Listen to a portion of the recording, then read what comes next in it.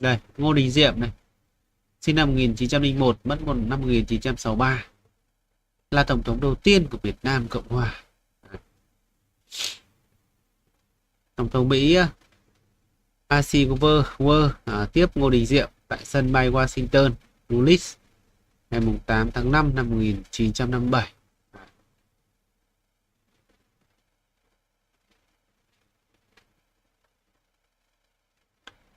Ngô Đình Diệm đã chính thức được Mỹ bổ nhiệm làm Tổng thống Việt Nam Cộng Hòa.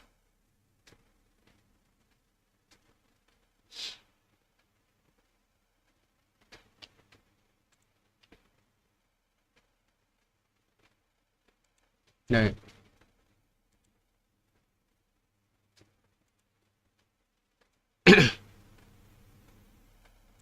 Đây chúng ta